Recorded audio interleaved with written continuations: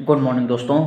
आज हम पढ़ते हैं कुछ ऐसी दवाइयों के बारे में जो कि एग्रीकल्चर में क्रॉप्स में ज़्यादातर यूज़ की जाती हैं, चाहे वो इंसेक्ट के लिए यूज़ की जा रही हों, चाहे वो डिजीज़ के लिए यूज़ की जा रही हैं।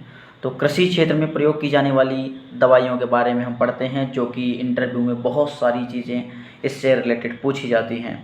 और ये वीडियो एग्रीकल्चर स्टूडेंट और मार्केटिंग करने वाले स्टूडेंट के लिए बहुत ही उपयोगी है, क्योंकि इसमें जो भी कुछ बताया गया है वो वाइवा में भी काफ़ी क्वेश्चन पूछे जाते हैं और किसी भी इंटरव्यू में agriculture pesticide company, fertiliser company, इन सभी में पूछा जाता है। ठीक है, तो चलते हैं। जैसे उसके पहले हम कुछ फार्मूलेशन पढ़ लेंगे। फार्मूलेशन के बारे में भी जानना बहुत ज़रूरी है। जैसे कि दवाइयों के लास्ट में कुछ चीज़ें लिखी होती हैं, तो दवाइयों के लास्ट में जो चीज़ें लिखी होती हैं, जैसे SC, EC, WP, GR, DP, SL, SP, CS, WG, तो इसके बारे में भी हमें क्या है जानना चाहिए कि आखिर होता क्या है ये, क्योंकि कई बार कंपनियों में ये पूछ लिया जाता है। तो जैसे पढ़ते हैं SC के बारे में। SC मतलब क्या होता है? Suspension concentrate. EC emulsifiable concentrate. WP wettable powder. GR granules. DP dustable powder and SL soluble liquid concentrate. SP soluble powder. Capsule suspension.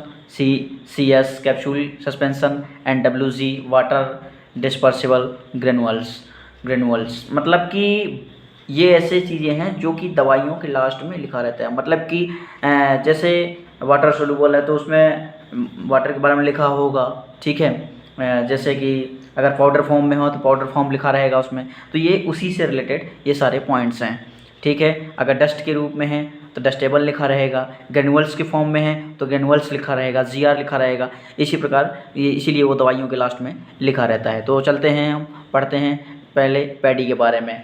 Paddy means धान में लगने वाले कुछ कीट हैं, जैसे कि दीमक, तनाछेदक, धान का भूरा माहू, गंधी बग, मतलब west in paddy, termite, stem borer, brown of paddy and गंधी बग।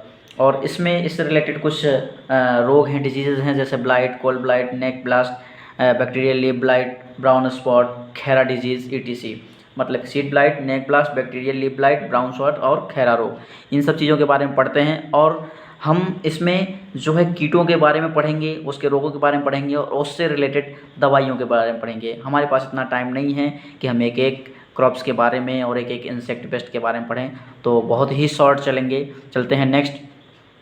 ये कुछ इंसेक्ट्स हैं जो कि धान में लगते हैं, पैडी में, और ये डिजीज़ हैं, जैसे पैडी में ants, black bugs, cricket, cutworm, mealybug and army worm, green, मतलब ये बहुत सारी चीज़ें हैं जो बहुत सारी कीटे हैं।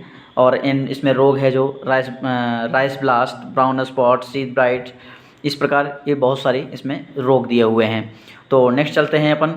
और इससे रिलेटेड जैसे जो भी है तो उसका कंट्रोल करने के लिए दवाइयाँ इसमें बताई गई हैं, ठीक है। जैसे एक इमामेक्टिन बेंजोएट दवाई आता है, emamectin benzoate plus fipronil.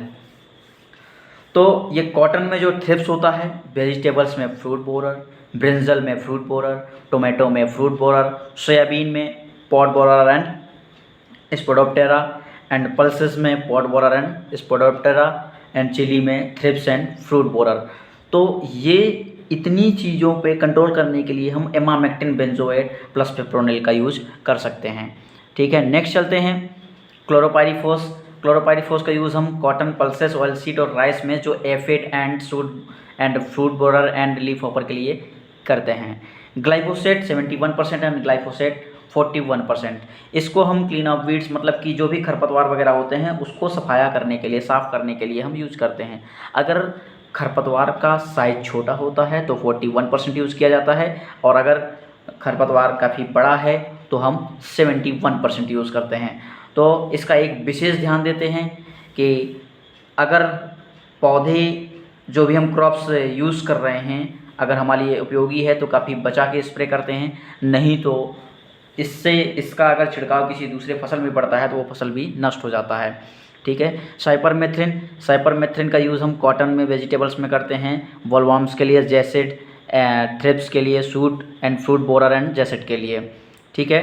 And thiamethoxam sugarcane, chilli, onion, turmeric, ginger, इन सब चीज़ों में यूज़ किया जाता है। Thiamethoxam was first developed by Syngenta in 2002।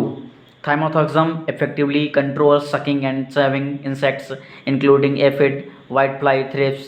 मतलब कि थाइमोथॉक्सम को सबसे पहले जो है डेवलप किया गया था सिजेंटा कंपनी द्वारा 2002 में, और ये जो है शकिंग करने वाले और चविंग करने वाले इंसेक्ट पे कंट्रोल करता है। जैसे इसमें डिटेल लिखा हुआ है, aphid, whitefly, thrips, grasshoppers, rice bugs, mealybugs, white grubs, potato beetles, flea beetles, wireworms, ground beetles, leaf miner among other, ठीक है। नेक्स्ट चलते हैं। जैसे टर्माइट्स का यूज़ हम फिप्रोनिल के द्वारा कर सकते हैं। स्टेम बोरर का यूज़ कंट्रोल हम जो है कर्टाफ हाइड्रोक्लोराइड के द्वारा कर सकते हैं।